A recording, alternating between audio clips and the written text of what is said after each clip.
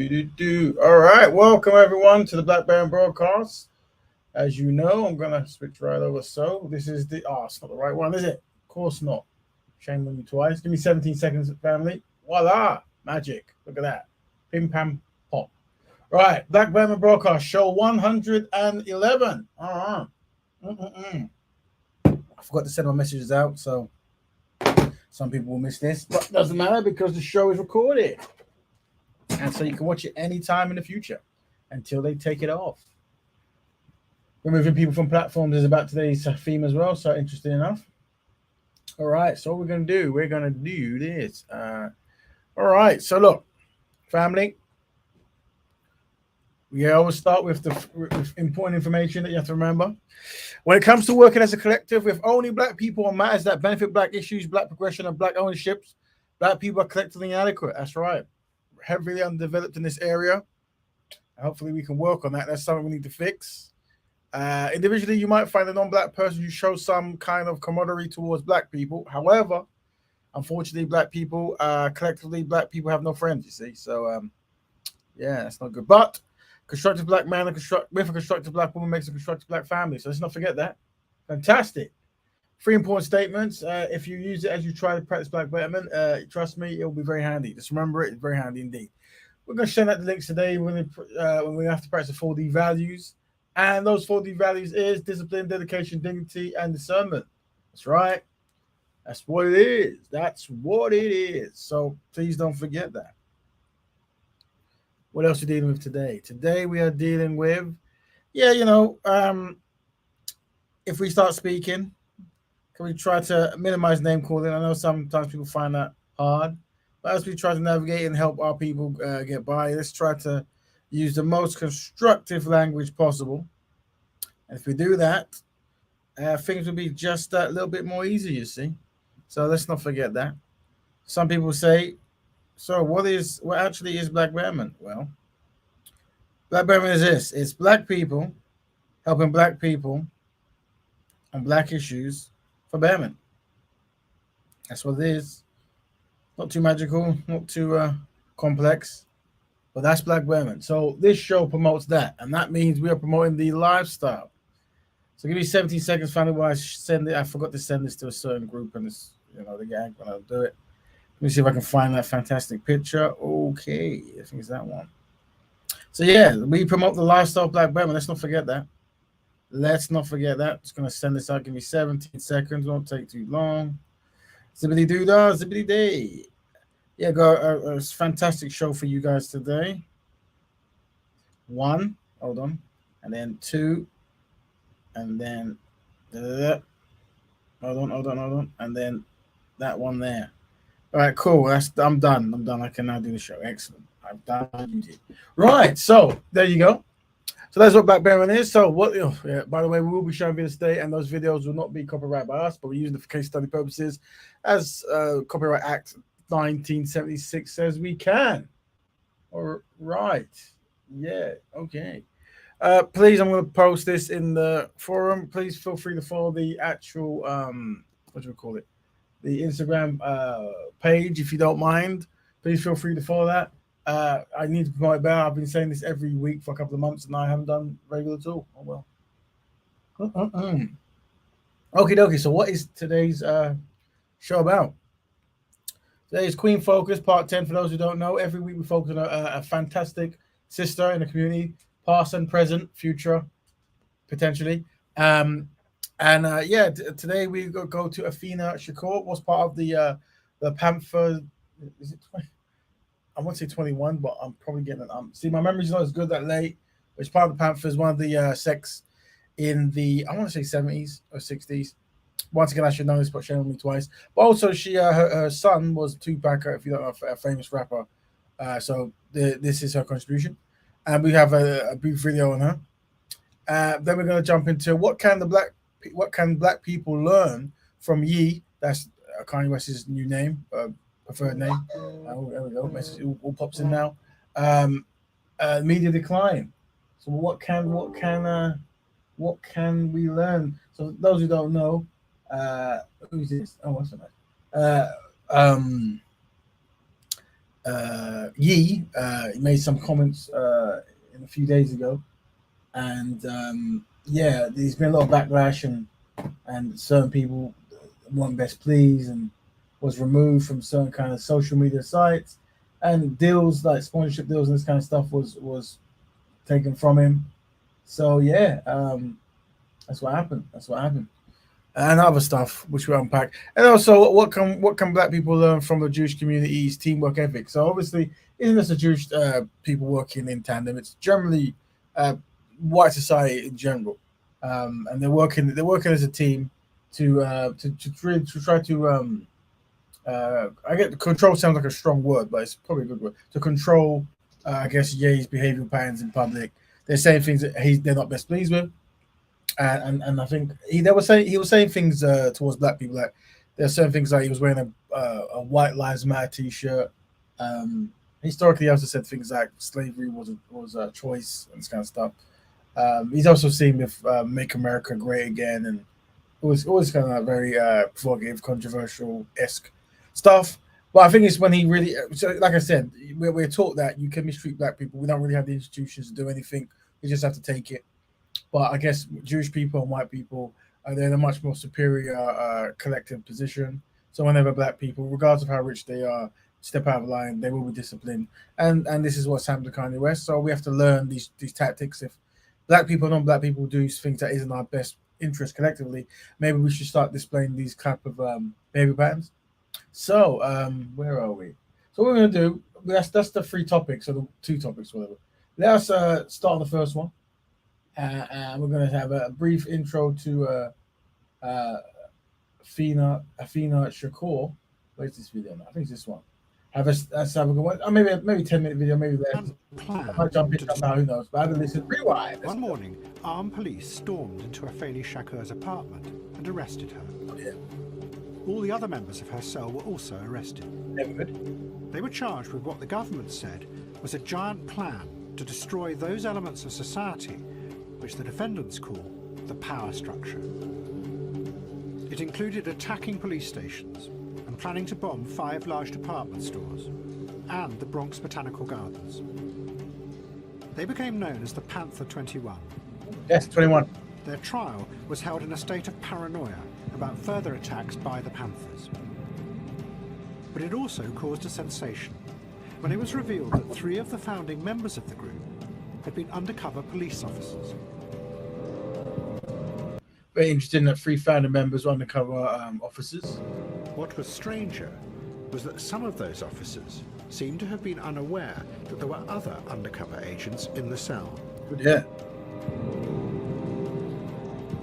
They were also the most active members of the group. We had to organize everything, one of the undercover agents explained at the trial, because everyone else in the group was off doing what they called their own shit.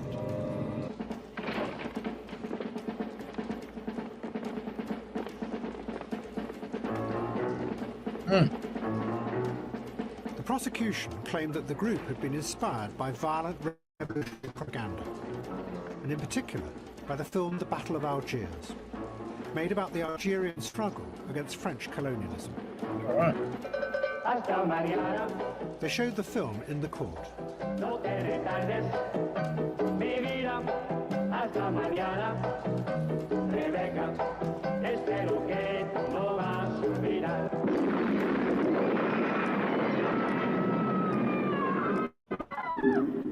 Unlike all the other Panthers, Afeni Shakur chose to defend herself. And at the end of the trial, she cross-examined the leading undercover agent.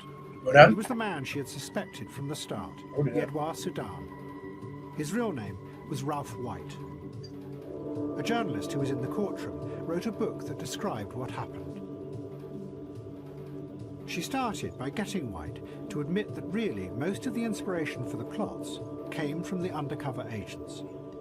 Not only had they continually pushed for the violence and suggested the targets, but they had also arranged to buy the dynamite of yet another undercover agent. They had also arranged for the cars to transport the dynamite. That really, the plot to attack America had been created and driven by the American authorities.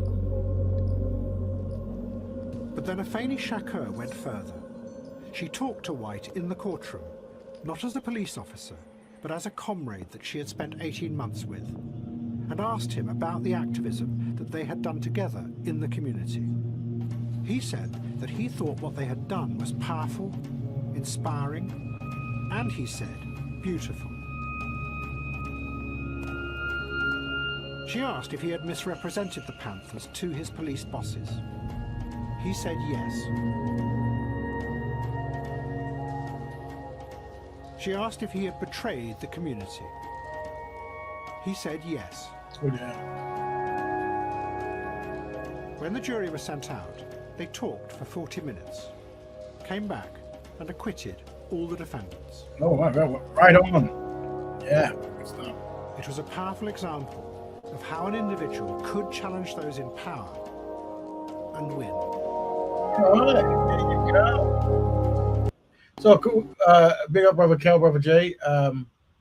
Brother Kel is the provider of the queens of this. So every week we have a queen, and Brother Kel has provided potential queens we should cover. If you guys would like us to cover any queen, black queen, doesn't have to actually be a queen, as we have actually covered queens.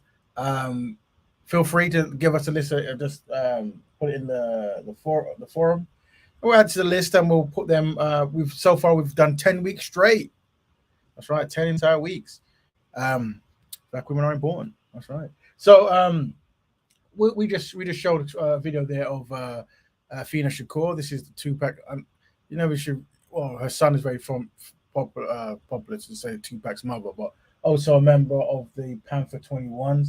Interesting stuff there. They said that the founding members, at least 3 of them, were actually undercover police officers, and other. There was so many informers of police undercovers in the Panther 21s, which I assume that's because there's 21 of them. Could be wrong. I'm always wrong usually. But if that is the case, there's, it seems to be many different undercover agents that even know that other undercover agents were in there. And apparently the other undercover agents were the ones really pushing for the thing. Now, interesting enough, they did show a picture of them fighting. I thought they were trying to. There we go. That's cool. Okay, they've got their names there. Now, you never know. Everyone always has. I don't know who was the ones who did. I'm sure some historian is there. I'm looking at people there who you never know. It's like, guess who? Guess is the ones who were the police officer. Now, obviously, you don't want to fall for the obvious okie doke. It looks like there's an individual who might be European, or maybe he is of European recent stock or whatever, and he's maybe his granddad's black or something. Who knows? I never know. Or maybe he was. And I understand that in those days, some of the Black Panthers and some of they allowed maybe non-white people to join. So I know there was maybe Asian and stuff at some stuff. Let me see this one. I'm typing his name, Albert. Not that this guy was necessarily. Is it Nevis? Not that he's the one, because you don't want to isolate a person. And maybe he's actually a black brother, but the pictures are bad. Who knows? I don't know. Right? Let's put Black Panther. Yeah, but funny enough, just on the concept of starting black organizations, we definitely do not recommend that. We are trying to fix collective inadequacies, and showing self-determination is part of that. So it's unnecessary for any non-black person to be in a black Betterment or black organization, in my professional opinion, but also by the code. I recommend that. I'm trying to find it. I'm not getting any pictures of this Greta, but there's one there. Nope. I know. Who knows? Who's that? Is that side views? Cool. Excellent. Very nice. Anyway, so yeah. So who knows? But apparently, and that's what I'm saying. What you're gonna find is, unfortunately, and I might cover this in a couple of weeks. And I don't want to use names, but I might have to use names because a lot of the stuff I talk about is out there. So we must use it. But unfortunately, what happens is a lot of the people in the most hardest conditions, they commit certain kind of crimes, or they have some shortcomings. And what happens is they go through these crimes and shortcomings, and then they get arrested by the police. And then the police knows, well, I can use these guys as leverage to make them do things against black people's best interest, to give them less time or no time.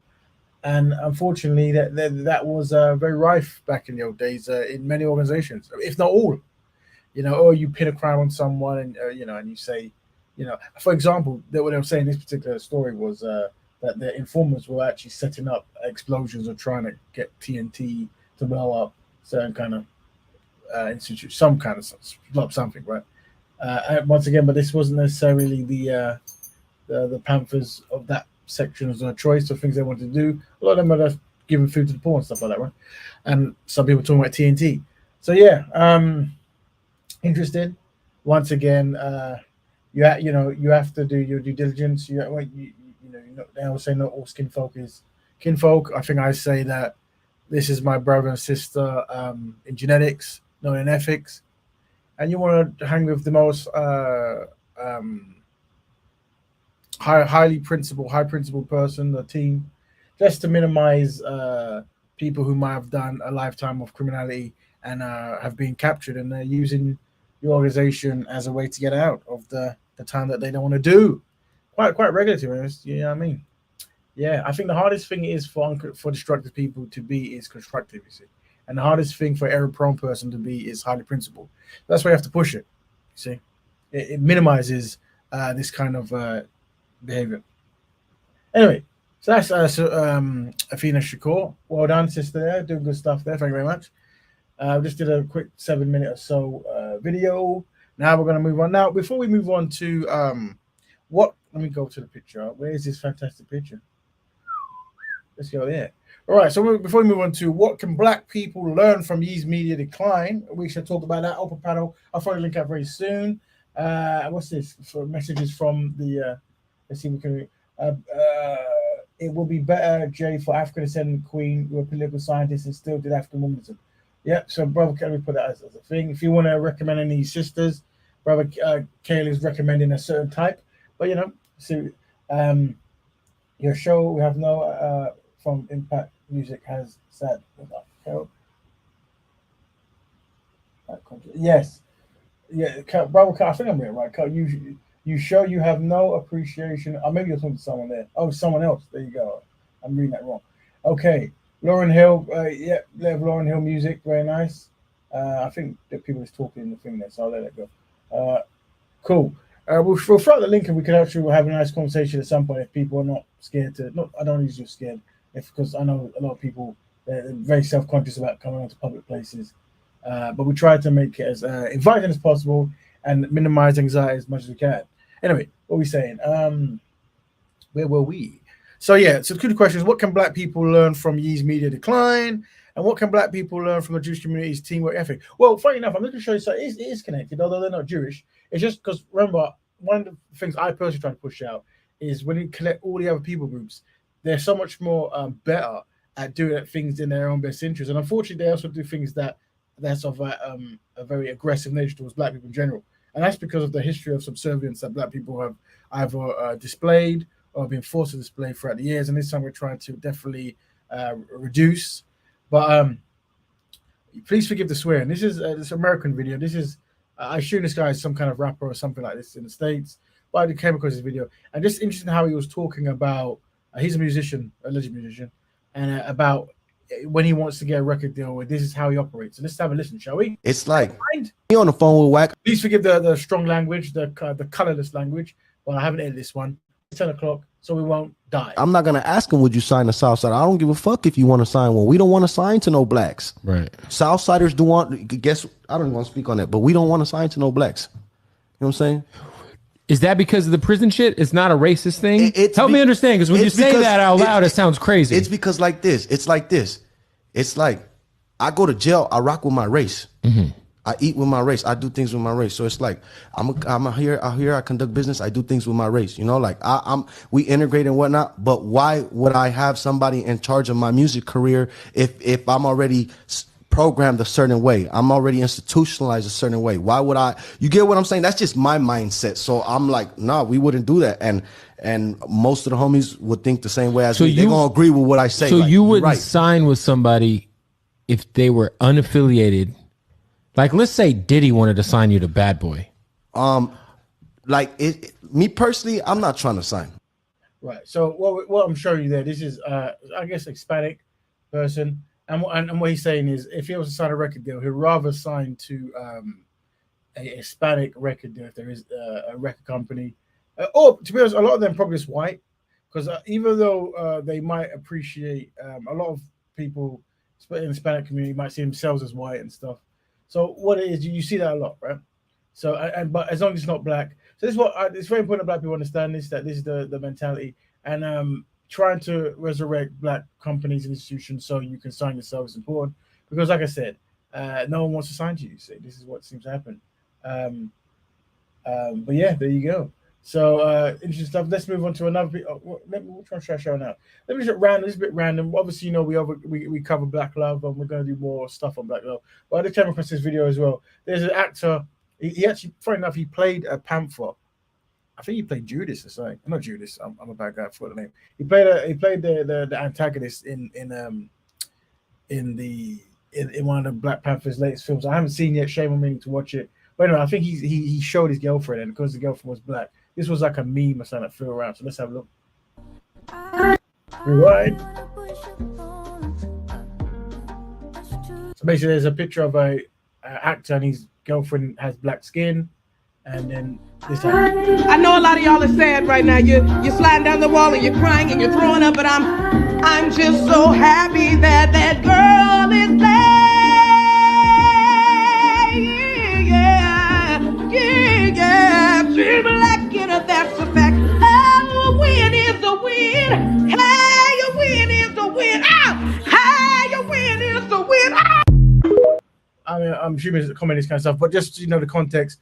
Like I said, in the algorithm, there's a lot of black men who become famous and they don't marry black women. This happens all around the diaspora and stuff. It's something that it's a trend that we definitely want to fix, because Black Love is a big part of Black Betterment, and it is definitely a solution. Constructive black man, a constructive black woman, constructive black family, and So I came across. I thought I'd show you that. Now moving back on, we've got another video. This is a rapper from the old, from not the old days, but a few years back. And he's talking about it's something he realized as he was making his music. So let's have a sneak peek. The state of the music industry is designed to rip off an artist. That's what I believe. I believe that when the check gets handed to an artist, the check is normally not right. The first person that told me this was Nelly. Nelly told me, you got to learn how to do this thing called an audit. And I was like, what is that? And then he was like, man, you got to get a lawyer. And so I searched, I found Jay-Z's auditor, right? And then this guy went and said, I'll do it for, I'm not going to charge you up front. I'm going to take a piece. And I was like, okay. So he goes and he finds over $600,000 that the label hid from me. So I was like, wait a second. Is this the way it always is? He's like, yeah, you got to keep on doing this. So I realized all my peers didn't know this, that, I got into the music industry and thought that when you have a song that's number one, that it just goes magically because your song's good. It's paid. Like payola is not supposed to be like a thing, but it's real. Like I had to pay a lot of money to get my record to number one. And I started looking at the music industry differently, and all of my peers, I started focusing more on equity, right? I wasn't the guy that was going out and trying to chase a piece of a show that somebody's going to pay me $10,000 to do. I wanted to get a piece of the actual thing that was holding these buildings up. So I realized all these guys weren't thinking like that. And the way I got off of Universal when they didn't want to let me go is I told them, if you don't let me go, I'm going to go teach all these guys on the label how to do an audit. And they let me go because of that. They didn't want to pay all that money. All right. Well, the chameleon, I think chameleon, I think. I should know, but shame on me twice. I think it's chameleon. Chameleon. No, that's the superhero, isn't it? What's that brother's name? Did he write his name? His name was. Oh man, the graphics so bad I can't even see anything there. Hold on. What's the he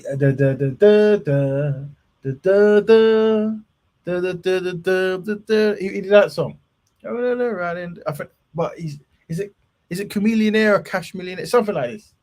If you know, put in the. I'm slow today. I'm slow. What am I gonna do? Anyway, so yeah, just talking about the music industry there, and how many black men, and women, they might be missing out big time, and they don't even know, and they don't want you to know. Oh, it all relates. Where are we? I've put the link in the group family. Let me see if I can actually what's it called it. Hold on. Give me 17 seconds to. I'm going to pin it there. So you can pin. Yeah. So what we're doing, for those who don't know, those who do know, we're looking at what can Black people learn from Ye's media decline. Yeah, and also what can the Black people learn? Oh, let me mute that, friends. Don't hear that. What can Black people learn from the Jewish community's teamwork effort? Let me just quickly pin this up. Stop going disappearing, please, mate. It's not working properly. Never good when that doesn't happen. Click, pin. Da-da. So if you wish to join in, just click, and we can discuss. Welcome, Mr. IC3. Greetings. Greetings. Yes, glad to be invited onto the show this evening. So so give me a refresher of the subject. The focus tonight is. So after we just highlighted the achievements and life of Afeni Shakur as our Queen Folks Part 10, we moved on to what Black people can learn from Ye, the Kanye West's new name, media decline. If you're unaware, Kanye West made comments about Jewish people, and they've limited what he can and can't do and go, and the actions of blocking him and firing certain things he's done has lost they say a few billion. I don't know, I can't confirm this, but apparently. And what can Black people learn from the Jewish community's teamwork ethic? I say Jewish community, but I'm still seeing it as part of the white community. But we use the term Jew because that's what the focus is at the moment, right? That's right. Yeah. I've heard some news actually about the bigger picture to do with Kanye West. I heard that the big picture is that it's basically a replay of what happened with Hitler in World War II. Basically, this is the story. So whether it's true, I'll just tell you what I heard, and then you can say whether it's rubbish or what it's true or whatever. But this is what I heard. So this is the report.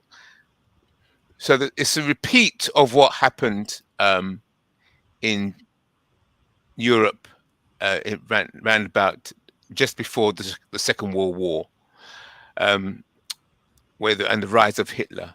So basically, the global big banking cartels, they make money out of war. You know, they're behind all the major wars. So they were behind the First World War, they're behind the Second World War, and they're coming again. But they have a big plan. But every time the plan they don't fulfill the plan, then they have to go back round again and recycle the original plan until they get it to hit. So it's coming round again, and the plan is that they need to get a certain control of the Middle East. They want the Middle East in a certain way, for whatever reason. And what they do, they're trying to get Jews to return home to Israel. All those the Jewish money and the Jewish brains they're trying to get them back into Israel. So they play both sides. So basically, they were behind Hitler abusing the Jews in order to get them to leave Germany and go back to Israel to help to develop Israel. It's basically it's Zionism. Basically, it's Zionism. Yeah, to try and get all the Jews to go back and to create this new empire that's going to rule the world. But some of the Jews are a bit too sloppy. They're getting happy in the West. You know, they're making money in the West. They're making money all over the place, and they're not going back to the homeland. Okay. So the central powers, the banking powers, that they will sacrifice some Jews, or the same thing, sacrifice, just like the idea Neely Fuller puts out about white sacrifice.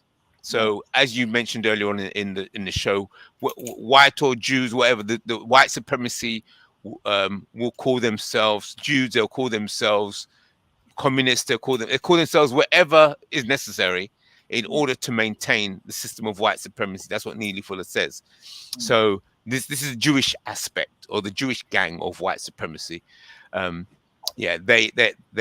trying to, every now and then they'll try and encourage Jews to return home to Israel through the abuse, by encouraging the abuse of Jews away from Israel. So like Hitler started to abuse the Jews in Germany, and then they started to leave to go back to Israel. So now the story is that they're trying to increase anti-Semitism. It's part of a plot to increase anti-Semitism in order to get the Jews to consolidate, to come together and to work together and to go back to Israel. Yeah. Does that make sense? So is this something you've heard, or something that's circulating? It's circulating among those who are, how could I say, the so-called truth community. Okay. Those that are studying things like the World Bank, the IMF, the deeper things that the average person wouldn't know. So let's see, Kanye seems to be being damaged now and losing money and so on. But what I've heard is that they're going to sink Kanye in order to bring him up. Because they do. That's what they do. These people, that's how white supremacy works. They can drop you and then pick you up as they do. Yeah. Okay. So one other thing I want to present to the viewers, and keep in mind, family, the link is there if you wish to join in. I've got another video. I haven't confirmed. They're not confirmed this video. I just saw it and I downloaded it. Just an instant. Is it this one? Let me check. Hold on. All right, let's have a sneak peek of this. Let's see what this lady said. I debated if I should make this video or not, and I am going to catch some flack for it. But I decided that I had to come out. So I do not listen to Kanye West. I have never heard a Kanye song. I used to pronounce his name Kane because I'm a little dyslexic and that's how I read it. But I was part of the Jewish Assembly to decide if we should cancel him or not. By now, you all know what we decided to do, but I thought it could be helpful to tell you a little bit about the process, because I don't think a lot of people realize that this is actually a lottery process, or almost like a draft. There's a lot of Jews in the world, and we're very, very democratic people. So we do it by lottery. If your number gets called, you sit on that deliberation. So there was a deliberation for Shia LaBeouf, for Chrissy Teigen. Those were big in being discussed in Jewish circles when those deliberations were happening. My dad actually sat on the deliberation for Marilyn Manson. At that time, that was the closest that I had ever been to that power pinnacle that is the cornerstone of Judaism. Now, there's some things that I'm not allowed to talk about. I am not allowed to disclose the criteria that we use to determine if someone should be canceled or not. We're not allowed to talk about deliberations that took place when someone was decided that they didn't need to be canceled. So the general public would not know that those deliberations even took place. I can tell you that if someone is proposed to be uncanceled, the same group of Jews will come back and sit on that second deliberation. If a voting member is not able to be there for the second one, they always put the name of their closest living relative, as long as they haven't left the Jewish faith. I know that it is probably strange for the general public. It's probably very strange for people, non-Jews, people in public life, to think that, a group of people are meeting in secret to decide their fate. But I just want to give you a little comfort that we take these deliberations very seriously. It's actually part of early Jewish education. My son is just 4, and last week at Hebrew school, he had his first mock cancel deliberation, and the whole class deliberated, and they voted to not cancel his classmate. So please take a little comfort in knowing that by the time a Jew is actually sitting in one of these assemblies, deciding whether to cancel someone or not, they have often 20 years of training behind them to make the right decision. What? Okay. Just came across my timeline. I haven't really researched it or anything, but very interesting. For those in the Jay and Brother King, Brother Kel, I'm not sure what you guys are talking about. Well, feel free, Brother Jay, to jump in if you wish to discuss. I think it's about how to be respectful towards women or something. But feel free to jump in. The link is in the. That was a very good video. Yeah, interesting video. That's very good. Yeah, it just shows the process, how they organize. It's all about organization, see structure from the church, from the child. Yes. Amazing. Yeah, so there you go, and that's what I'm trying to say. Like sometimes you need to have deliberate rules, deliberate ideas, and meetings, and have an agenda. You see. Yes. Feel free, family, to jump if you want. We're now going to play this is an interview that I think I've been saying his name wrong. Kanye West changed his name to Ye. I think I said Ye. I didn't say Ye, did I? I said Ye, right? I think I've been saying Ye. But yeah, that's his name there. Anyway, so let's click on this. I've had to black and white just because it's not our video, so let's see it. I have black. This is not it. This is not the one. Okay, great. So where is the one then? Did I not do it? Let me just check if I did it. Hold on. Oh, maybe I didn't. Oh man. Well, I'll tell you what. Because this is. I don't know if I play. No. Let me bend this one. What I'm gonna do, family, we're gonna watch a. You said Ye, but no problem. I mean Ye then. In that case, what I'm gonna do is. Let me play something about a black woman's business that I was going to play, whatever it is, right? Economics. While I see if I can turn this black and white. 5 seconds. Rewind. Rewind. There we go. Black business owners say there is not enough funding to help them get their enterprises off the ground.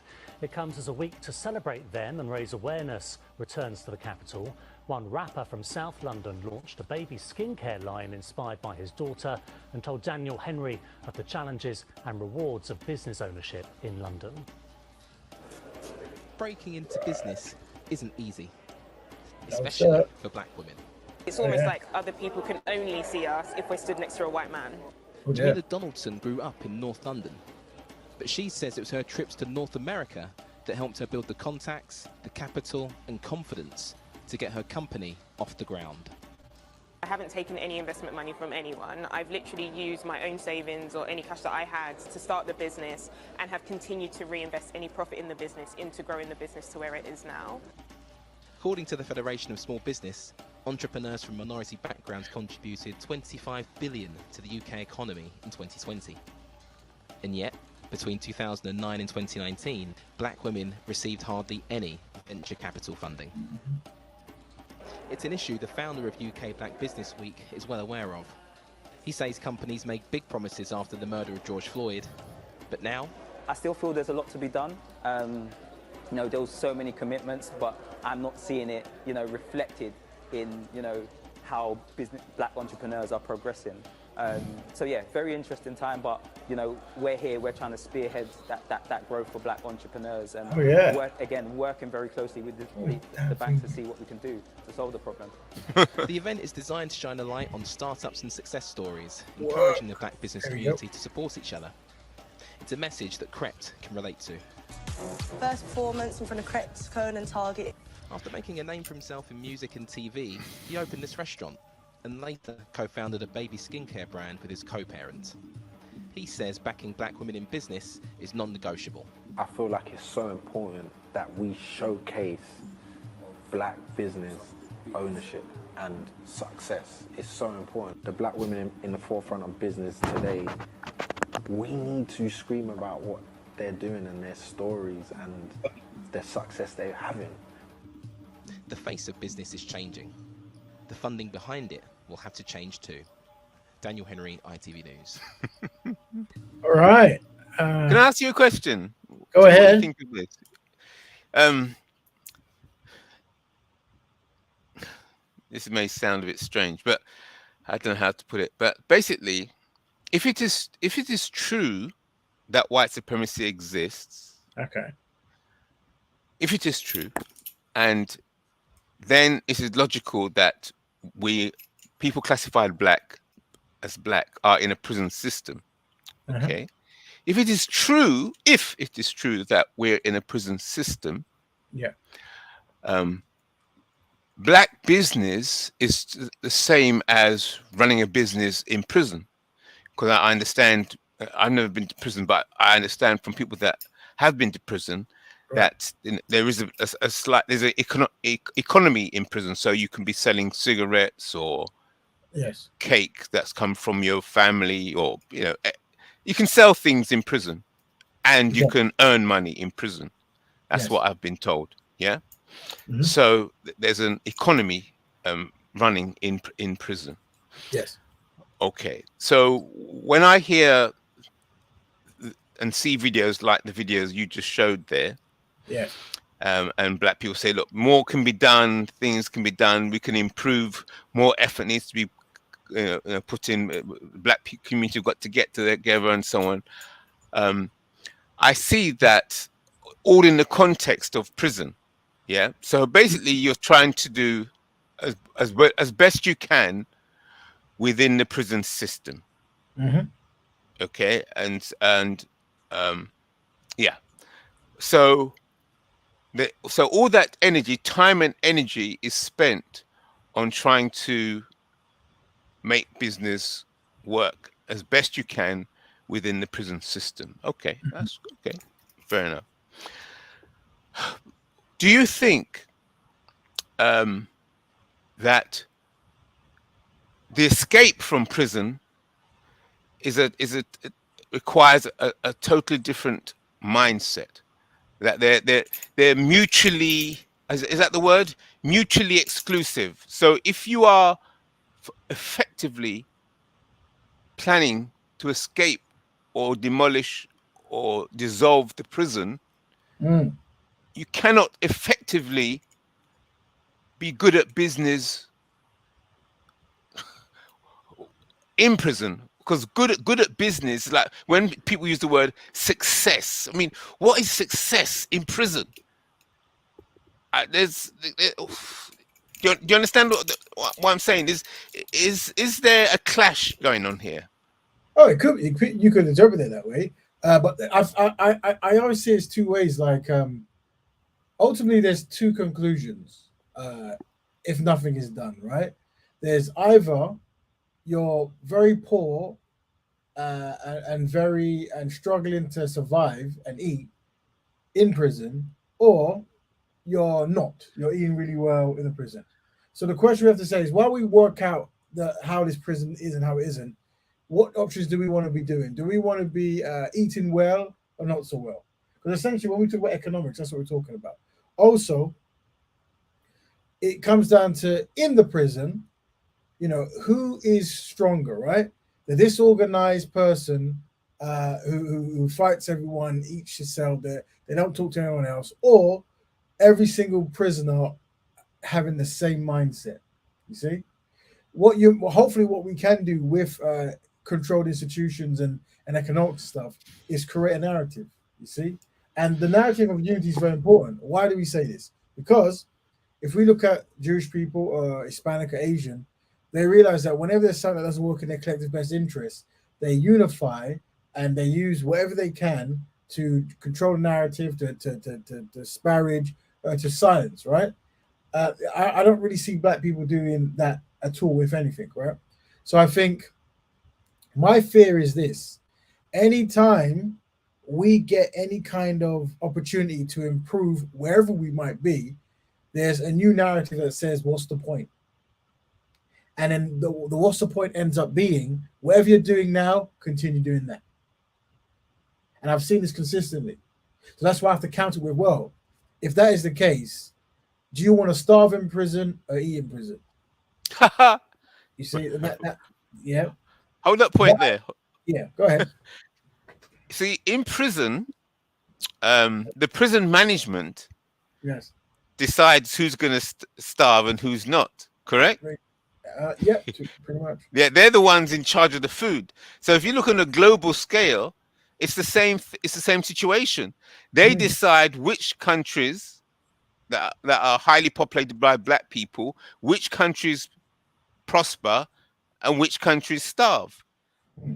Yeah. So the decision on whether a black person starves in prison or does well in prison is still in the hands of the prison management. Does that make sense? Mm-hmm. Yeah, I hear that. Okay, so if it's still in the hands of the prison management, efforts to be successful in the world prison system of white supremacy does not change the possibility of survival. You can be taken out. You could be a multimillionaire black person, and they could decide to take you out tomorrow. Yeah, You right. could you could be a poor black person sleeping on the street, and they could decide to put you, you know, make you a millionaire. So your position is as a prisoner. It doesn't matter whether you've got a lot of money within the prison or whether you're poor within prison. Obviously, being in prison, you want as comfortable a position as you can get. But So, that's all within the same paradigm, and it's totally in contrast to escaping from prison itself. It's a different mindset altogether. yeah, and I think you have to collate with the people who process things in that similar way. I think the challenge we're going to find here is no matter what we find ourselves, you find many black people struggling, maybe with literacy, with basic skills, with business acumen, with teamwork, translation, all this kind of stuff, right? And the idea is, while we're working out what is the best option for us, should we improve in these areas?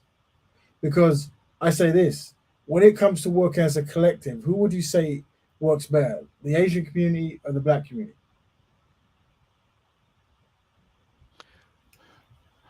Working together as a collective. Yeah.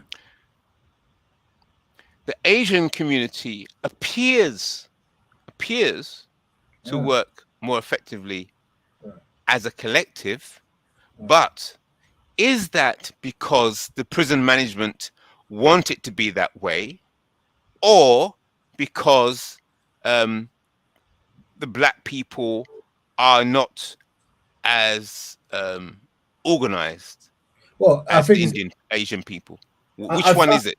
It could be both in you at one time. However, No. You don't think two things happen at one time, no? No. See, what they could be lapovers, like you have a Venn diagram, but you have to have a clear vision or clear understanding of the setup in order to be effective in whatever you're trying to do. Yes. If it's wishy-washy, your understanding of the environment is wishy-washy, or is not set and clear and clearly defined, then you cannot work effectively to accomplish anything. So that's how, that's how maps are made. You people make a map, yeah, and they work with that map, and then when people go over the map again, they say, look, there's some flaws in the map, and then a new map has to be drawn. But you have to work with maps and keep updating. That's how the system of power works. Okay, so would you disagree? Would you want to challenge that, or what? Are you catching how I'm disagreeing with you, so we can discuss, go back and forth? I come across the similar arguments all the time where, like, do you want to build a comfy cell, or do you want to break free? This kind of narrative. That's right. I think it's part of black people's collective inadequacy. I don't think that comes from anywhere, from what I've observed, of any real structure of breaking free.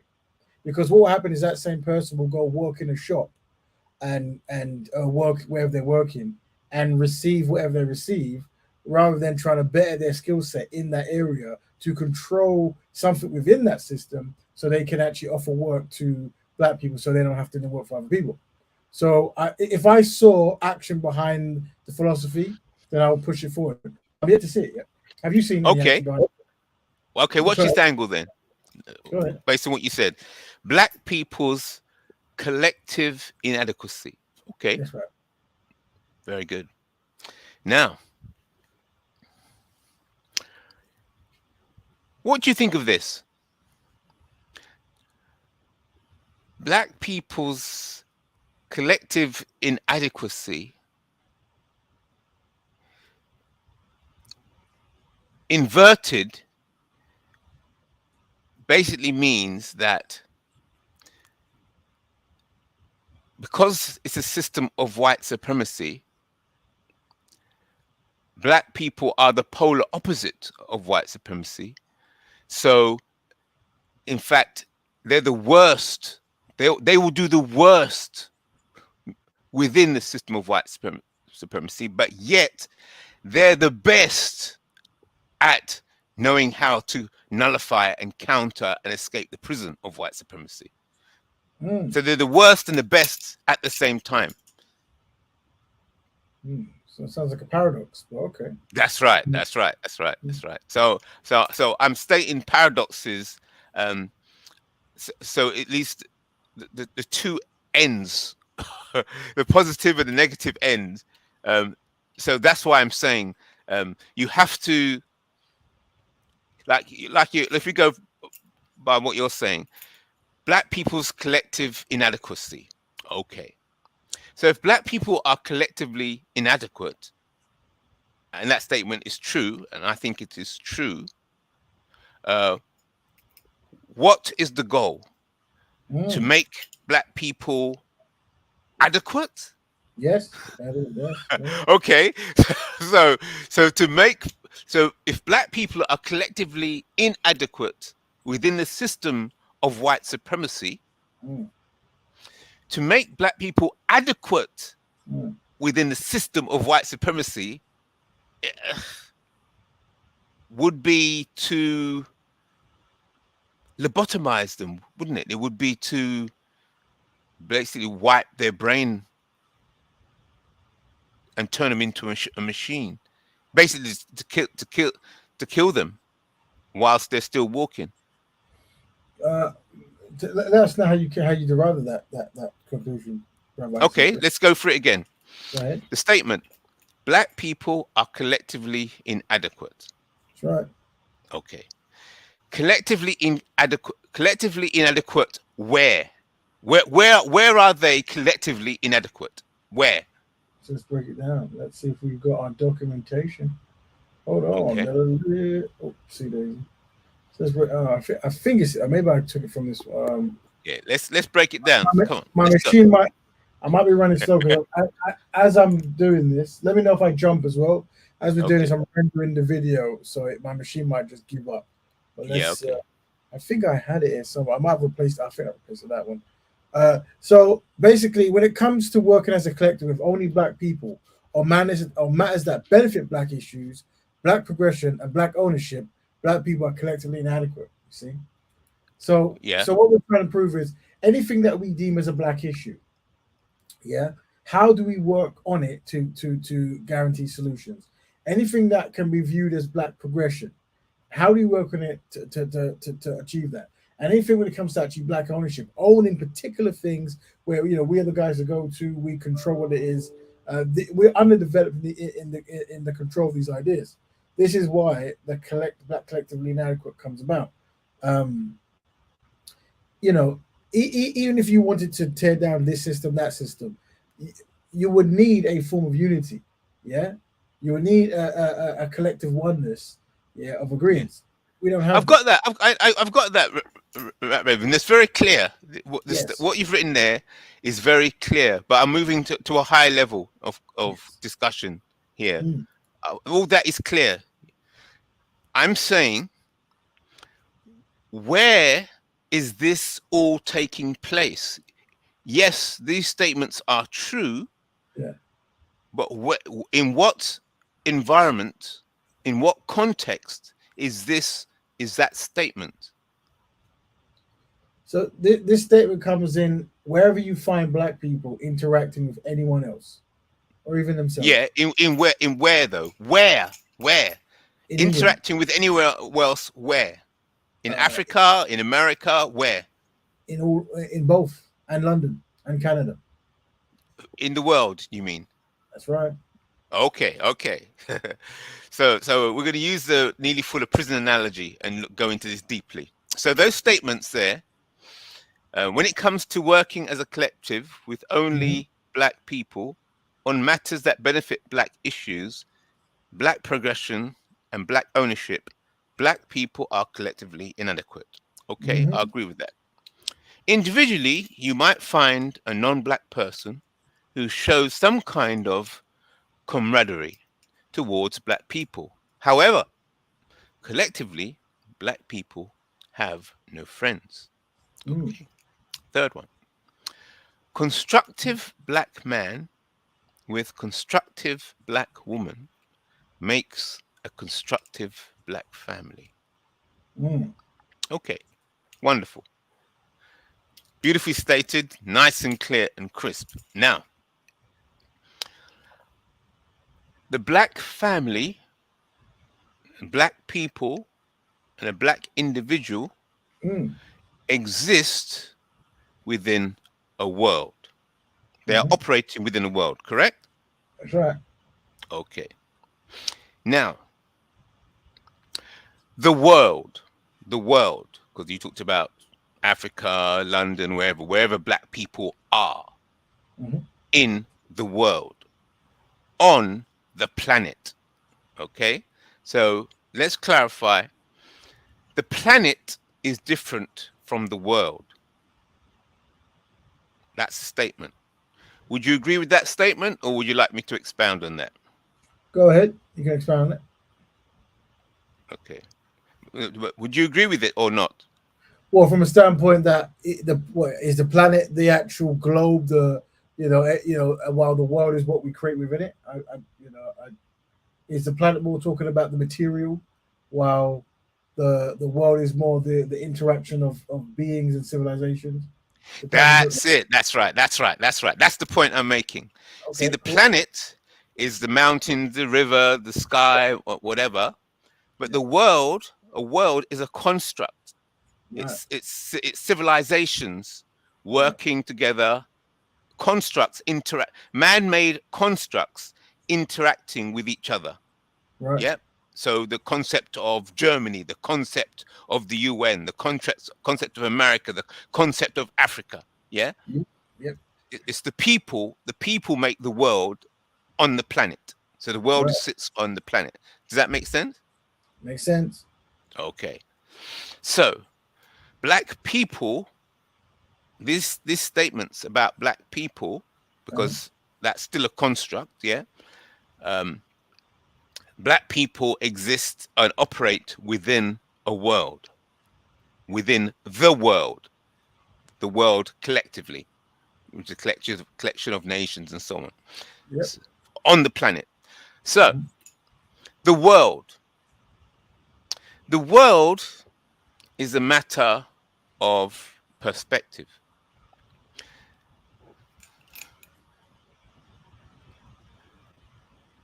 The world, if the world is a white supremacist world, if the world is a construct of white supremacy, then if you're white, it's just the world. Okay. But if you're black, it's a prison. Okay. Yeah. So a white person, just like 500 years ago, a person classified as white, looking at the black slaves, will see them as stock. Okay. Yeah. Or animals on a farm. Yeah. And that's just the way it's a farm. Yeah. And that's what animals do. Animals are supposed to do this and this, do what they do in the farm, because that's the way things are. Yeah. From the farmer's perspective. But the animals on the farm might say, well, you know, I want to try and get out of here. These fences, they're hindering me. They're a prison to me. Whilst the farmer will just see that these fences are part of the management of the farm, which is on the land. Yeah. Yeah. But the animals, you know, don't see it that way. So in the same way, I'm illustrating that black people to fully appreciate the value of those statements that you've put up there. They would have to see the world as a prison. Okay. If you don't see the world as white supremacist and a prison, then what you will do, you will seek your best to try and do what you can, be successful within the world, and not be aware of the so-called glass ceiling. Yes, because you see yourself as part of the world, and you do not see yourself as a prisoner. Yeah. So these are so let's look at the two different mindsets now. Let's read those statements that you've put up there on the screen, looking at it from two different mindsets. One as a world and one as a prison. Okay. So it says, when it comes to working as a collective with only black people on matters that benefit black issues, black progression, and black ownership, black people are collectively inadequate. Right. So what? Well, some people will read that and say, well, okay, that's true. So what? So what? Well, let's try and organize black people to try and do better in the world. Yeah. More so amongst black people. So how it works is, if you want to take over a system, you're probably more likely to do that or destroy a system with unity and everyone on one accord, right? So you need to come together to have those discussions. But right now, those discussions are not being had because people are away in their own pockets doing whatever they're doing. So the concept is to create a lifestyle where listening and reasoning and finding solutions with black people is the norm. You see? So if the collective consensus is, let's burn down the prison and make a brand new hotel, so be it. If the consensus is, let's actually decorate this prison so it's livable for the prisoners, so be it. But the thing is, before you can even conclude that, you need to be organized. Black Betterment is here to organize black people with the one constant: black people helping black people on black issues. Whatever is progressional for black people is where we should be going. But we need to be organized. Welcome, brother Kel, to the broadcast. Welcome, brother. How you doing, brother? Yes, Raven? brother Kel. How you doing, good to see Alda? you. Good to see you. And likewise, brother. Always. Thank you for the verdict in that court case. Oh, but not to disturb brother Raven chat, but it was good to see you amongst the elders on with Baba in Bandaka and Shakara and yes, that was another one. That was a good and brother, as usual, you were coming down with excellent questions and the criteria of IC3, and believe you me, Elder, you fitted nicely amongst them elders there. This is where you belong. You belong there. Oh, thank you. Thank you. Yeah, thank you. So before we play the video, I think we're just going to conclude here. We showed the video about economics, and brother IC3 was mentioning about the issue of living in the world of white supremacy, and is it better to build up the world of white supremacy or live comfortably in the world of white supremacy, or I assume tear it down or something like that. But only he can articulate that the best of what he's saying. Right. Let me try and put Brother Kale into it. So you can see that the messages, that the message on the screen, my brother Raven is very. We're going deep into that statement. So the first statement, it says, when it comes to working as a collective with only black people on matters that benefit black issues, black progression, and black ownership, black people are collectively inadequate. Okay, so I agree with that statement. Right. Yes. So I'm taking it to another level now and saying, okay, and so what? So what? So the so what falls into two realms. Where are the black people? The black people are in a world. Yes, the world. There's a planet, and the world is a construct. Yeah, right. So black people are in the world, and there's two ways of looking at the world. If you're a white person and the world is a white supremacist world, it's just the world. But if you're a person classified as black, it's not. It's a prison within a world. Right. That's right. Yeah. It's a prison. So, but a prison within a world is just still part of the world. But if you are a prisoner, it's not your world.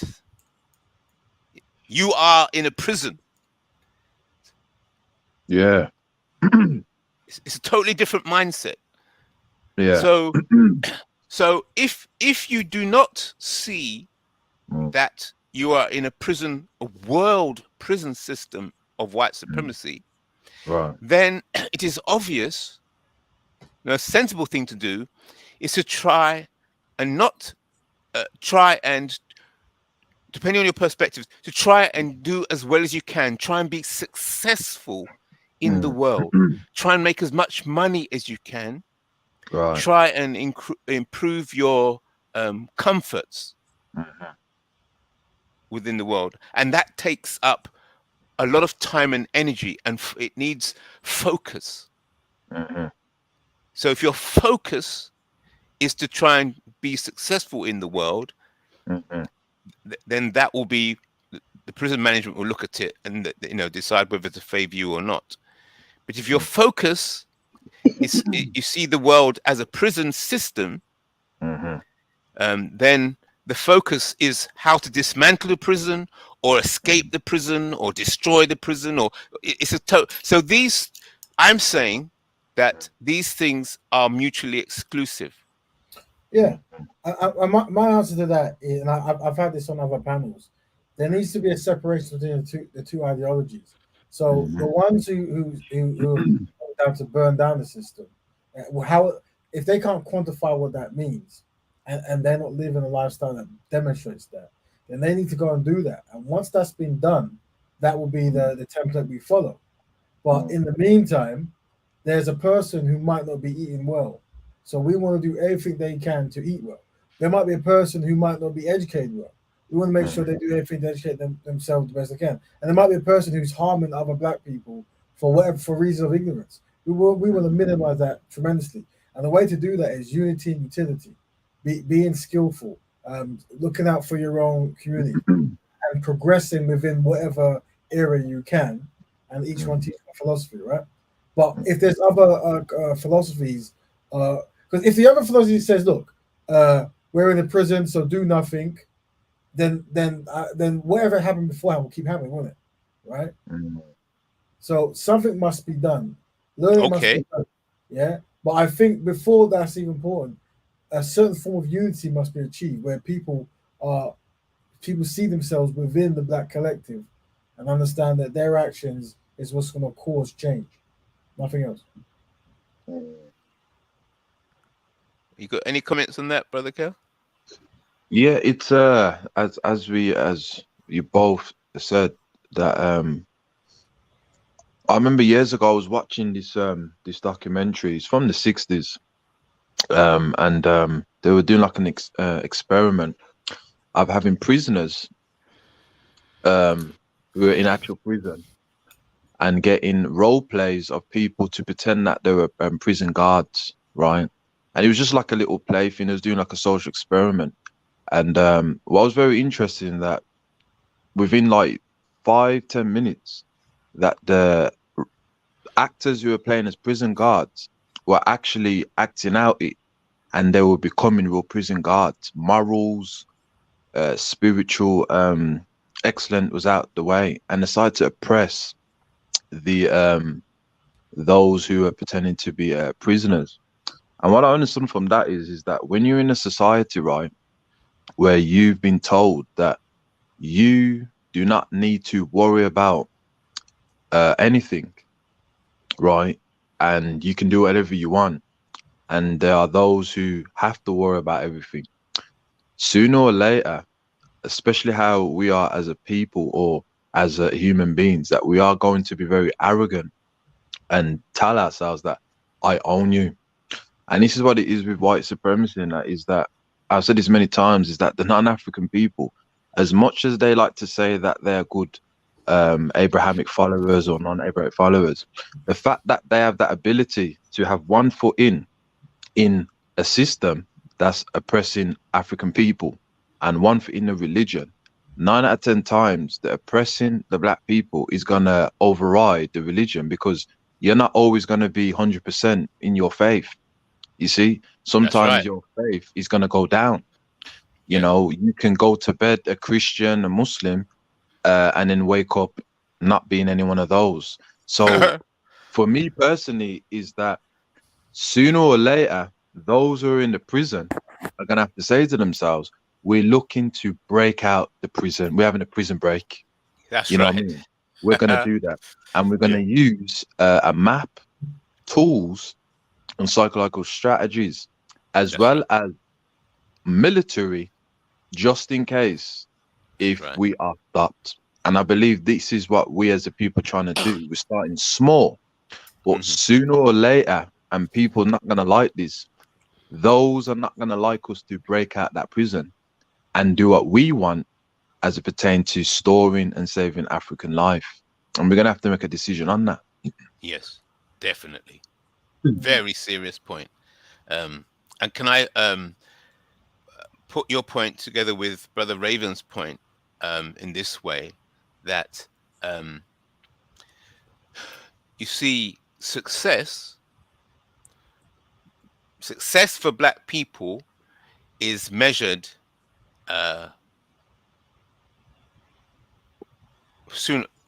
is measured in banking, because basically, if the black business is doing well, or the black church is doing well, has more members, therefore getting more money coming in, it all boils down to the bank sooner or later. That's where it all goes. Black business, successful black business, because there's no black banks. Yeah, so all of it goes to the bank. And in the bank, there is basically 3 types. You basically have your current account, so that's money going in, going out for daily expenses and so on. Then you have your savings account. You know, that money you touch less. Yes, you put it away. Okay, and then you have your maybe deposit or investment accounts, and that money you put it away and you don't touch it maybe for 20 years or 10 years. Okay, long term.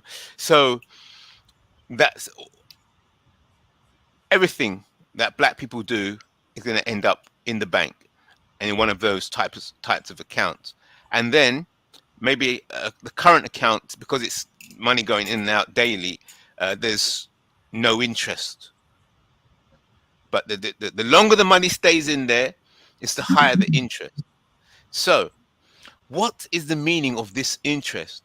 This interest, I'm saying, is where the white supremacists invest in projects to do with short-term projects and long-term projects to do with the abuse of people classified as black. Oh, most definitely. Most definitely.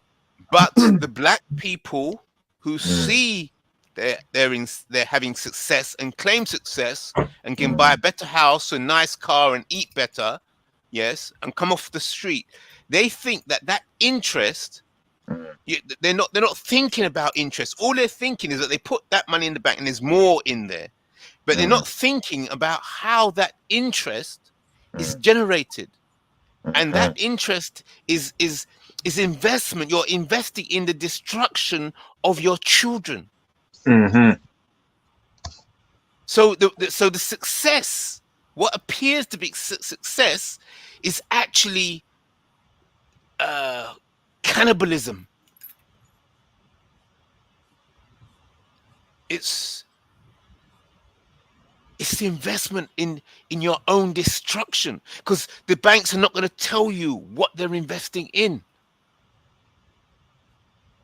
All they say, here's interest, and then you think you're doing well. You think you're a clever business investor, but you don't know where that money's going, and they're not going to tell you.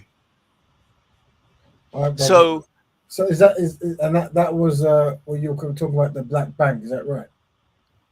Yes. So because as you were saying, how I'm addressing your point is that, okay, there's black people starving or black people in poor conditions, then they get a job and then they put the money in the bank, they make some investments, and then they're starting to live better. Okay, but those investments are putting other black people down. So it's like a cannibalism. You're feeding on yourself. So the solution, I'm saying, So going back to what you're saying, success. So in the view of success or improving the lives of black people, right? You think if black people get more organized, organized for success within the world, then that'll improve the lives of black people. But I'm saying, no, it doesn't. What it does is that it actually, those black people going up, it's sinking other black people down somewhere else, because the system can't. If black people are going up, right? Who's paying that costs? Don't forget, it's a world system of white supremacy. So if black people are doing well in the world, where's the cost of that? Who's paying for that? Something has to go down. If something is going down. But then, Alda, if you look at it carefully, you're right, because they say every pound we give the government takes, 37 pence, 700 billion each year, which equates to 11,000 for each person, right? Now, because we don't have any power, we're going to have to conform to the law. However, the African Caribbeans and many other African descendants, and are still doing it now, we need to do a partner. Now, people may say, well, whoa, we're always doing it. But if we were to do that collectively, right, and pay the law of the land, what we have to do, that will be out of our situation like that. If you get rid of the cigarettes, the alcohols, the clubs and things like that, fasting from these things, we will be okay. And guess what? The government won't even realize that someone has to be gone down, because they will know that while we're still getting our money, but then black people will recognize that we are still collectively uniting our money. This is how we're going to be able to survive in this era we're in now. Ever since the COVID, that situation came, it's definitely destabilized a lot of mental capacity with businesses. But nevertheless, as what Brother Raven always says, we are inadequate. So to fix that, a partner of collective economics, of economical revolution, is the solution. Yes, 100%. Let me amplify that, if I may, Raven. Now, what you said there, KL, is the answer. It is the answer. But watch this. It is the answer because partner is seen, I think, as money laundering, and you could get 15 years in prison for that. So the system of white supremacy, because that's what they did to our parents of my generation, that they were doing partners, because that's basically banking. That's what it is. That is a black bank. That is black bank. That's right. That's right. That is black banking. And so what they did, they destroyed the partner system by convincing the black people that were doing that to put the money in Barclays, NatWest, and so on, to try and because that the partner is uncontrolled power. That's right. They can't tell what's gonna. They don't know where the partner's going. They don't know how it's going to be spent. Only the community knows. Yeah, that's right. There'll be none the wiser. Exactly. And so that builds the community. That's right. Yes. That causes the community to come together, and plus the community will come together and get to know each other, because there has to be a level of trust. So if one person runs off with the partner money, then everybody will say, look, that's the one, and that person, the whole community will mark that person and say, look, don't deal with that person because they run off with the partner money. So he's doing the interest, made sure we can catch him. He's doing the interest. He's the one that's run off with the money. He's doing the interest, so we can grab him. You know what I mean? We can grab him. That's right.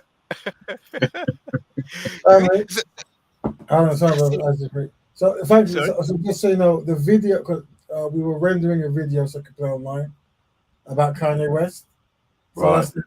but would you like to conclude this particular segment for IC3 before I play it, just so we can round it off on the partner and the system and stuff? Okay. Okay. Well, how would the partner relate to what you're showing here with Kanye West? It goes back to banking again. What can Kanye West do? Who's there? What support system does he have as a black person? And what, so let's watch the video, and then we think about partner in whatever we're going to see in this video. Let's think about it. Go on. I think this is the one. Kanye West joins us now. As you know, he's been all over the headlines, and not just because his music is dominant as a genre in and of itself. There's no question about the man's artistry and mastery. I got 2 generations of people in my family that love his music. But it's not about his music right now. Most recently, it was announced that he is making a bid or a deal at some stage to acquire the conservative social media platform Parler, which is right now offline. Why? Is this because he was kicked off Twitter and Instagram? Is that what it's about? Let's discuss the relevance and the resonance with the man himself, Kanye West. Can you hear me? Can you see me? Yes, but I want you guys to hear me and see me. Can you hear me and see me? I can. I see you. You're in the back of a car. You got a hoodie and a hat on. Okay, cool. I see the double. All right. You guys are supposed to be made aware to use my legal name, Ye. I've changed my name like how Cassius Clay changed his name to Muhammad Ali. I'm sure you guys didn't mean it as any disrespect, but at least on the Chiron, changed my name to Ye. You can say formerly known as Kanye West if you'd like to, but my name is Ye. Why'd you change it? Sir, I need to have the name changed. We'll change it. Yeah, but we'll change it. I'm asking you, why'd you change it? Just so people can understand. Well, actually, I don't owe people an explanation to start off with. I have the right to change my name. I have the right in America to vote on whoever I want to vote on. We have certain rights where, as celebrities and even as the black voting bloc, as they call it, the black vote, are forced to, always talk about their finances, always talk about their names. But it was really, the name West is a slave name. And I wanted to free myself of all of the older mentality. That is the reason I'm telling you that. Understood. Understood and appreciated. Yeah, thank you. All right, so let's go. Now, what's the questions we got? So, first one is where you are. There is curiosity. You said that you're going to meet with the former president this week. Is that why you're traveling right now? No, I'm actually going to meet with the CEO of Parler right now. So that's real, that deal. You think it's going to happen?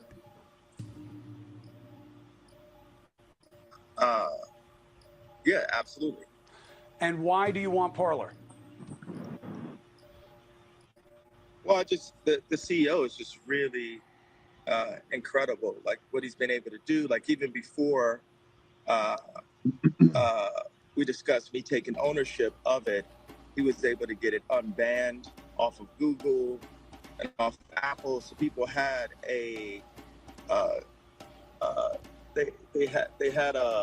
there were some people who worked in social media that hit my people immediately saying that the app was banned, but it wasn't the case. He actually had worked on removing the ban on it. And why would I remain in a place where I'm just tolerated? Why not go to a place where I'm celebrated? It's actually something Kid Rock just gave me a text about that. Go to places where you're celebrated, not where you're just tolerated. You know, I bring a lot of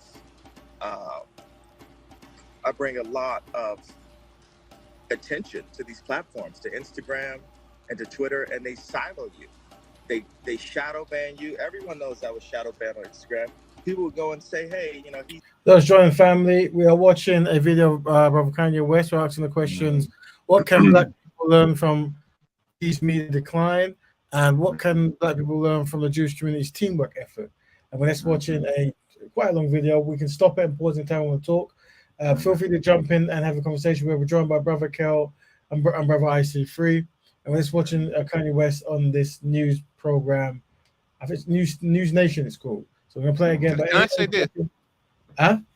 Can I say this? Go ahead. Can you, Ye said, stop calling him Kanye. He said he's changed his name. So he told him, my name is Ye. Call me Ye from now on. And he also gave the reason why it's now Ye. So he's making an effort there to, I'd say, almost counter the system by calling himself Ye. He's trying to escape. And so you can see the challenge there. So relating it back to what Kay was saying in the partner system, in the partner system, the media, because the community will be together and the community will be creating its own media. So and the people would want to know what's going on within the community because they want to know how the partner's going and how stable it is. So the media would then grow and the community would grow. And white supremacist media like this would be getting third-hand news because all the news would be coming out within the community in our own newspapers and magazines from within the community. And so these reporters, we wouldn't be looking to them to be recognized. And then they will be coming and say, oh, what's going on in the Black community? What's going on? Then we could charge, you see, the exchange rate. The exchange rate for information within the Black community is going to be extremely high. Can you see how the partner system can function in that way? We wouldn't even need the white supremacist media. They'll be running to get news. You won't. That's my point. And this is what you see with Brother Ye. He's in a very powerful position. He's always been in a very powerful position because, first of all, on that, when you understand the non-Africans, they understand that everyone on the planet is capable of being charismatic. And when you understand charisma and the rules and curriculum of charismatic, it's to break it down is you can influence and bring the best out collectively in people. And Kanye, regardless of what people want to say about him politically and that, he definitely has that influence. And what makes him even more powerful, which Brother Raven, myself, and you, Alda, has mentioned so many times, when you are charismatic and you have the finances, you are laughing. And this is what's going to make him a threat. Because look what he's buying. He's buying a media app. That's right. That means he can put his agenda on a black-owned app. You see that there in that can converse globally. That means I can get an army and a collective army to help my agenda. That's right. And this is very, very powerful. Yes. And the J community, because we have to preserve the Black Betterment podcast, the J community understand this because they also work as a collective. You see, if I is the single of we, then we is definitely the plural of I. And this is what we as the African descendant community is, that all non-African people work as a collective. They do it in economics. They do it when they want to shut you down when you say something bad about them. They work as a team. Oh, you're going to say that about us J's? Watch this. I'm going to tell J1, J2, J3, all the way to J1000, and we're going to 1,000 your ass. And That's this is what right. we don't understand. You cannot That's right. defeat them on their own. This is what Kanye is going to find trouble with, because we are very disorganized and unsynchronized at the same time. So which of our people is going to say, you know what, I'm going to get my economics and join up with Mr. Ye to get black people in a position? Who's confident enough to do that? This is going to be the test. But if no one's going to back him, then he's very vulnerable on his own. And this is the thing where I understand where Brother Raven's coming from, is the ethics of the J people. They work as a team, whereas we work as individual, whether we are positively doing something or negatively, unfortunately. Let's carry on. Thank you, family. He's running the algorithm, whatever term they use. And then I'd see on my Instagram that I had only reached 30 million people. And that's because Instagram is, was purchased by Mark Zuckerberg, who, from what I can see, has a left agenda. So people are using their technology to silo any messaging that they don't agree with. So couldn't it also be that you have said things that offend the community guidelines, like anti-Semitic comments and things that are seen as insensitive and potentially threatening to communities that we try to protect? Well, I don't like the term anti-Semitic. It's been a term that's allowed people, specifically in my industry, to get away with murder sometimes, literally, and get away with robbing and doing bad people. People always say, I got screwed on a deal. Would that be surprise to you if I said, hey, a music exec screwed someone on a deal? Does that sound kind of like normal, commonplace to you? So for me, it doesn't have anything to do with being anti-Semitic unless you believe that all record producers are Jewish, or, it's when you talk about Jewish people specifically as targeting them that creates a problem. It's anti-Semitic, but I don't believe in that term. One thing is, Black people are also Jew. I classify as Jew also, so I actually can't be an anti-Semite. So the term is actually, it's not factual. But I understand you think that, but I don't think that's a common understanding that Black people can say whatever they want about Jewish people. Well, I'm willing to talk with inside the common understanding until we get the truth. The common understanding oftentimes not nowadays, is not the truth. All right, so think about this. But let's just take a woman could have one bad man in her life that can make her dislike men. Let her have 2. Let her have 3. Let her have 4. There's got to be over 10 times that I've been screwed or bad business has been done with me just in the past 2 years. In the past 2 years alone. And what I'm doing, I'm calling the Jewish community as a whole to say, people say to me, oh, we grew up on Ye. And talk to your brothers. Ask them, why is Ye upset? Everybody, all they want to do is silence and shoot the messenger. Yeah, but yeah, you have to understand. You have to understand how. Wait a second. You have to understand. I'm not finished, sir. All right, but you already made a point that I need to deal with. But go ahead. Let me know when you're done. Okay. Thank you very much. And I don't mean to be rude on your show. Thank you for the platform. Everyone wants to shoot the messenger, and you look at how your point was going to start. You have to understand. But the thing is, the Jewish people that I'm talking about don't have to understand. And that is that privilege that I'm not going to allow. When I wore the White Lives Matter t-shirt, the Jewish underground media mafia already started attacking me. They canceled my 4 SoFi Stadium shows, right? They had the press, the same outlets that when I was arguing with Pete Davidson and Trevor Noah, they called me an abuser for arguing with people about my ex-wife and my family and when I get to see my kids and when I don't. And they just immediately disrespect me. They keep the crazy narrative going. They never call me a billionaire.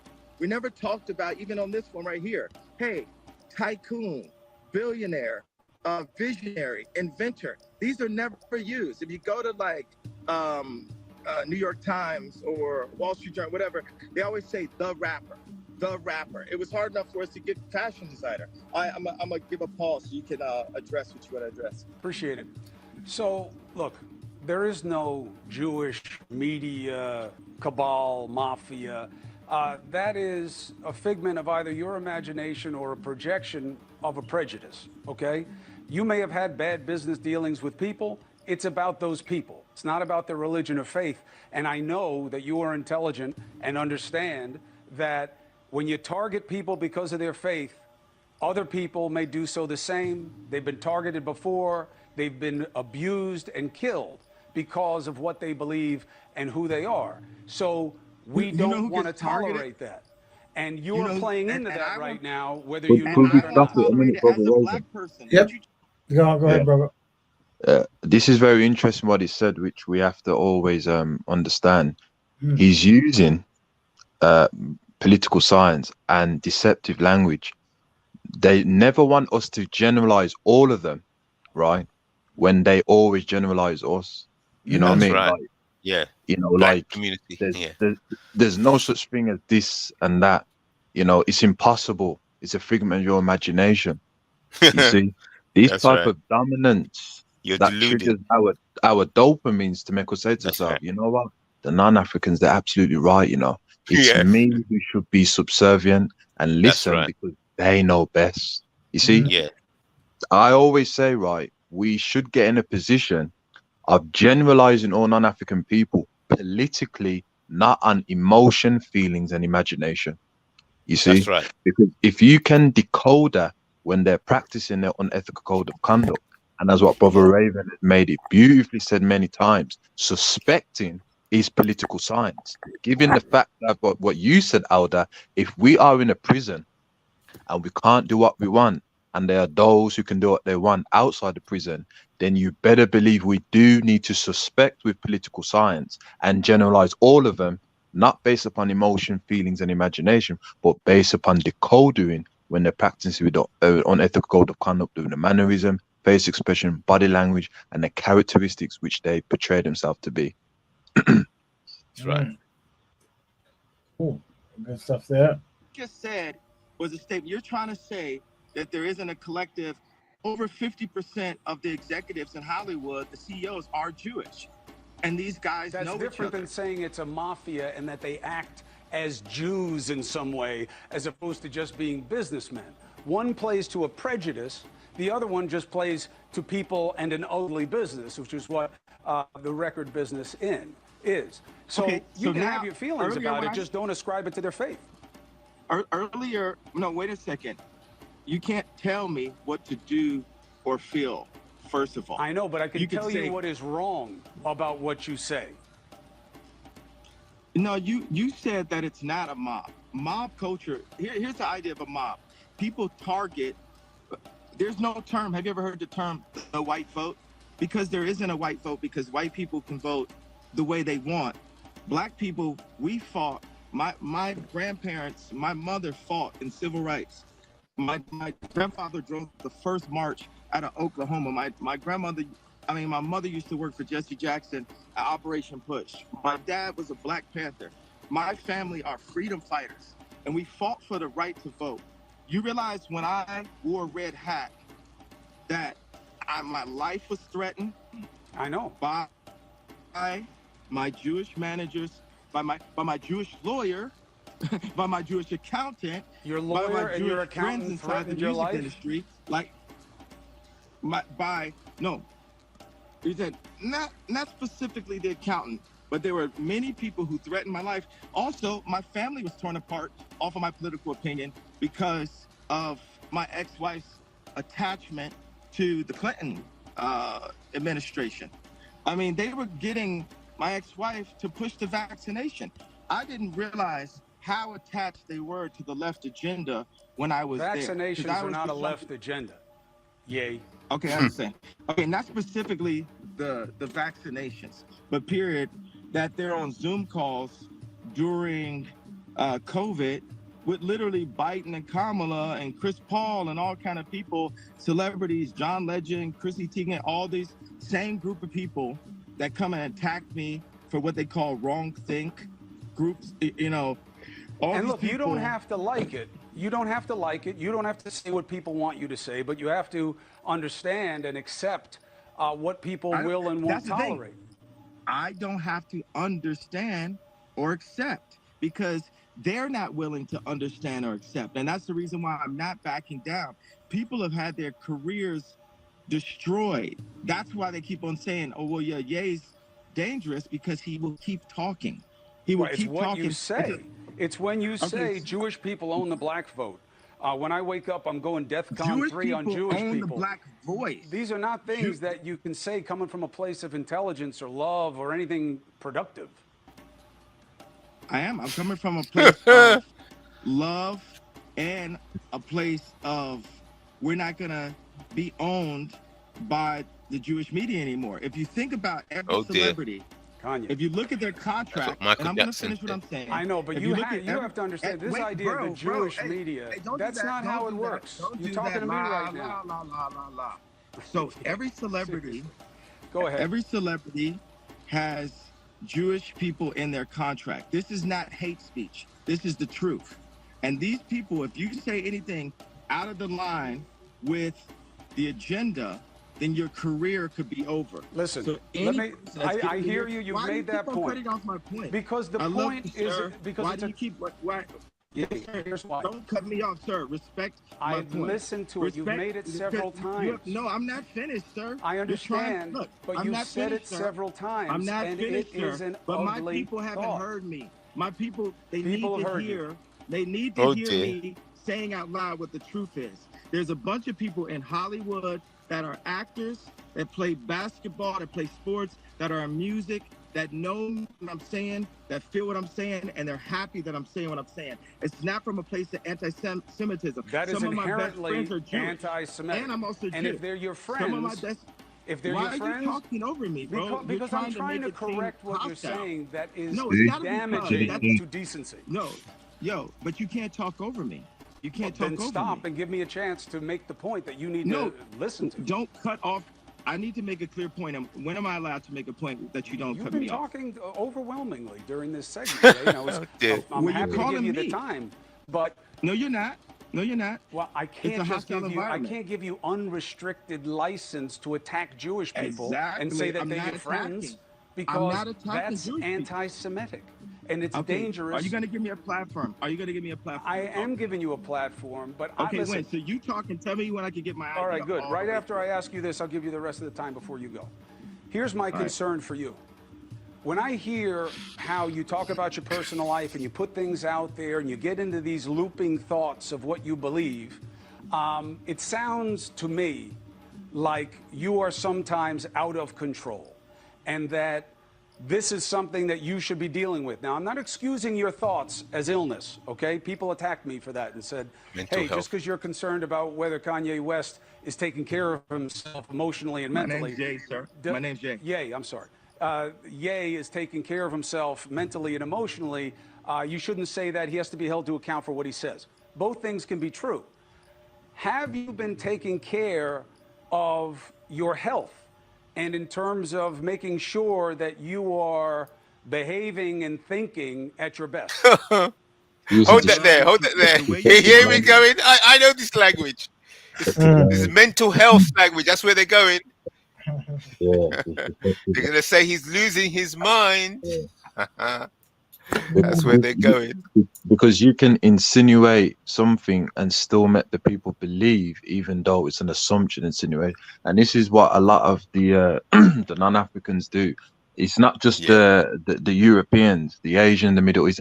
Whenever they are challenged on something, they seem to always use this type of rhetoric of, that's right.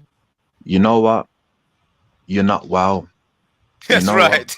This is racism. Oh, you know, that's right. And what it does is, when you understand political science, is triggering the emotional outbursts with trickery of words, right? Yes. And if you notice with brother Ye and that, right, he's doing the best he can.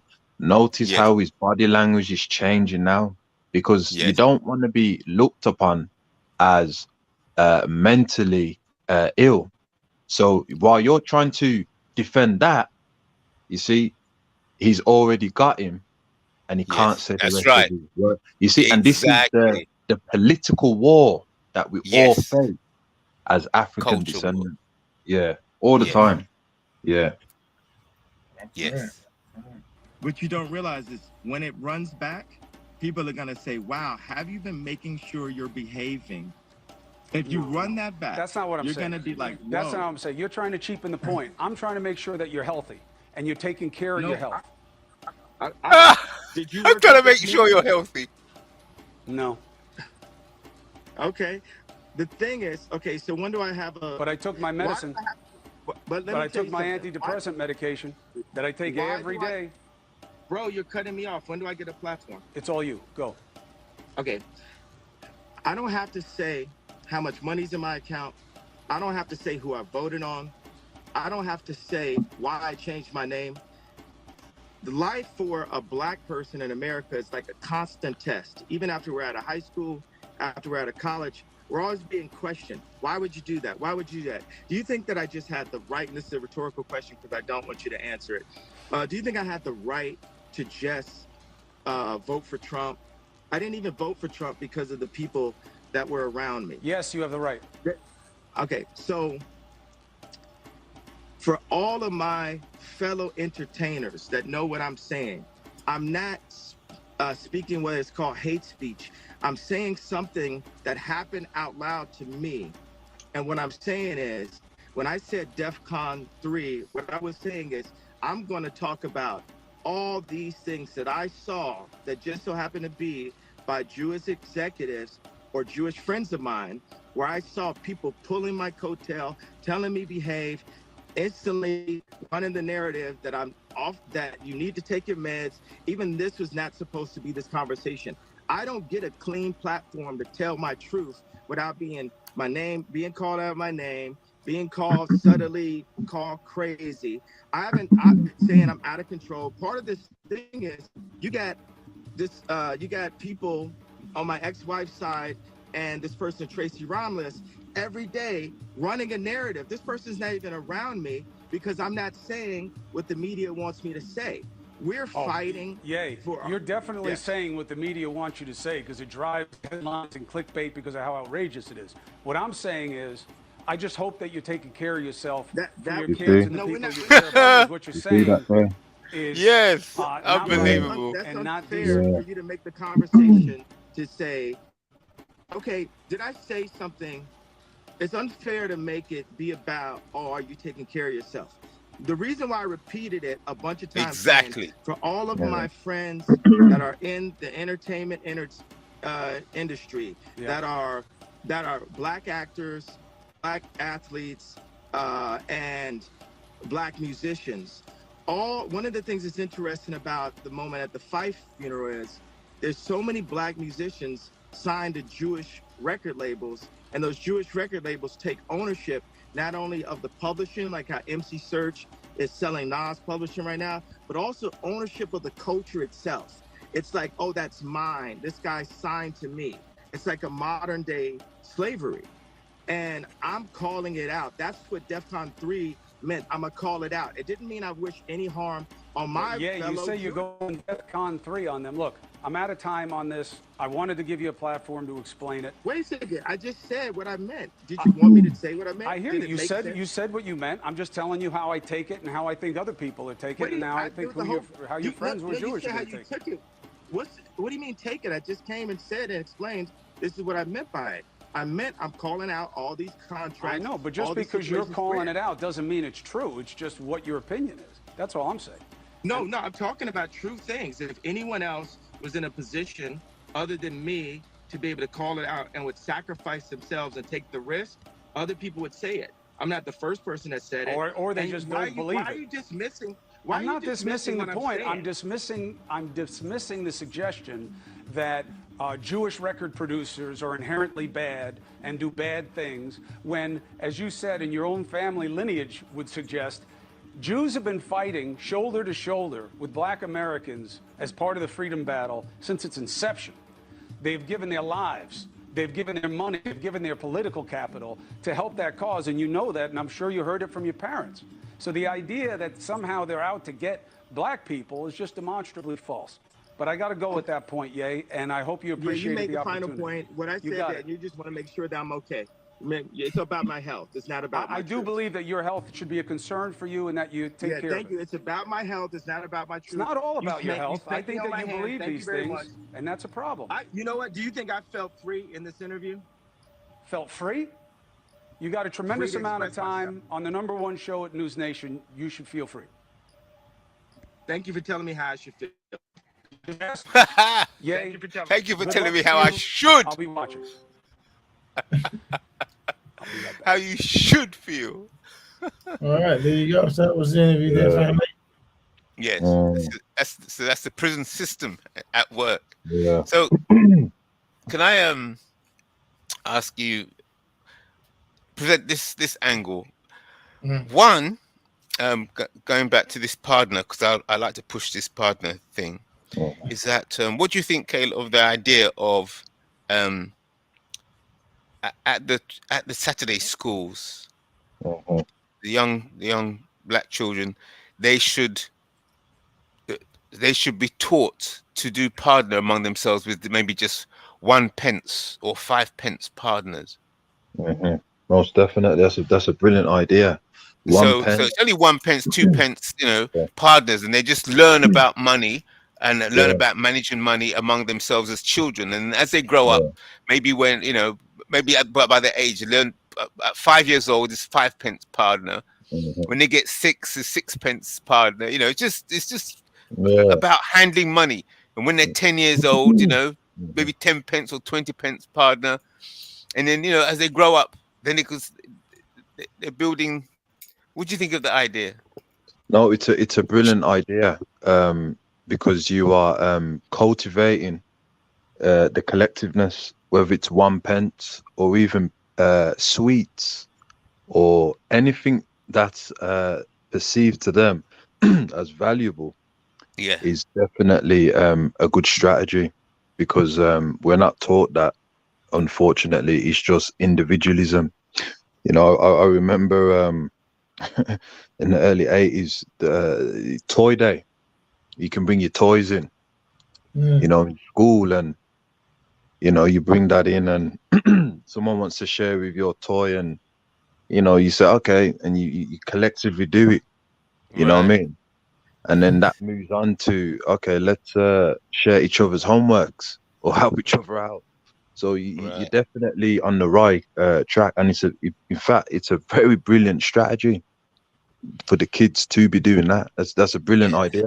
You got to you, man. But Yeah. I'm saying with real money, you know, it's got, even though it's a small amount, but Yeah. they don't even know what it is. But they say it's this thing that they're passing around, and then as they grow older, maybe 5 years old is too young, but you know, yeah.